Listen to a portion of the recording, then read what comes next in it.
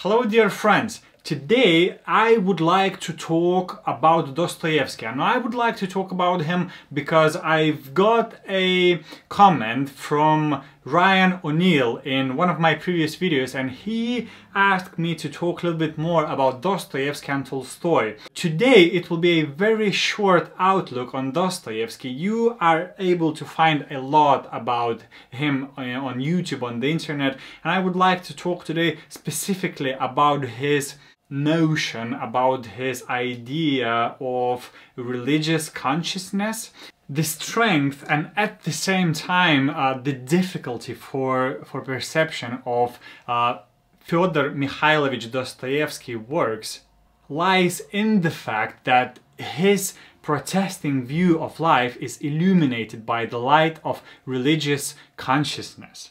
Dostoevsky rejected the dominant trend of evolutionary democratic persuasion in literary movement of his time, which expressed in itself the desire for a violent reorganization of the world.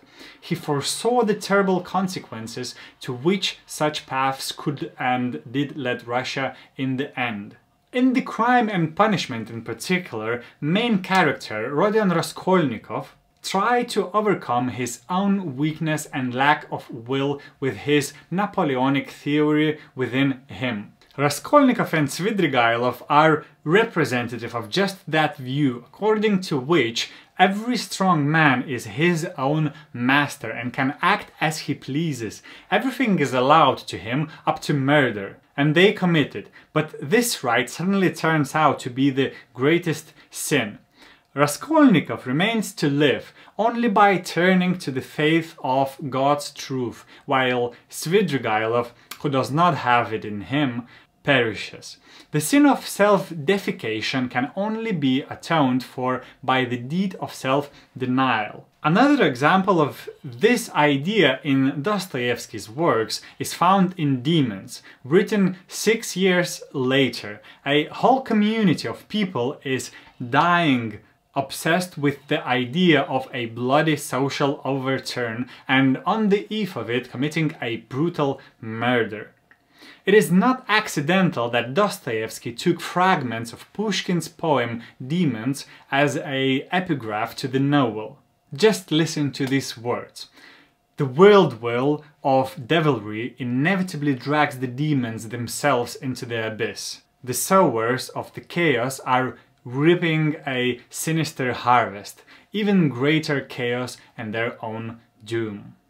Dostoevsky prophetically predicted the fate of the 20th century, precisely that Europe and especially Russia had to endure a bloody experiment, terrible in its consequences, the domination of a totalitarian systems, before which the fires of the Inquisition will fade. In the novel Demons, written in 1862, he expressed the idea that socialism would cost Russia 100 million human lives. It was a monstrous figure. Unfortunately, no one believed it then. More than a century later, another great Russian author, Solzhenitsyn, summed up a striking result in an interview with a Spanish television in 1976. We lost 110 million people, 66 million in the regime's war against its own people and 44 million in the World War II.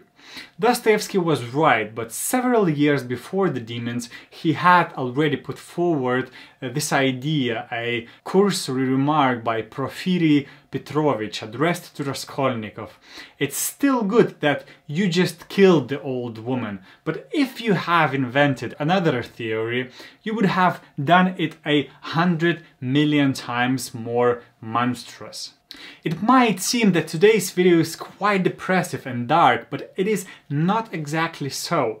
Dostoevsky and other great authors around the world tried to show and sometimes even predict the possible outcomes of some of the most important events and ideas in our lives. So the reality of the darkness and pessimism in these extraordinary pieces of art is not to make us gloomy, but to make us think and act on our lives, and to show that there is always a way, there is always an opportunity to make things better. Even if we slipped at some point in our lives, there is always hope, and it is nowhere else than in ourselves. Thank you very much for watching. Thank you once again, Ryan, for the comments and for keeping those interesting discussions in the comments. And see you very soon in the next video.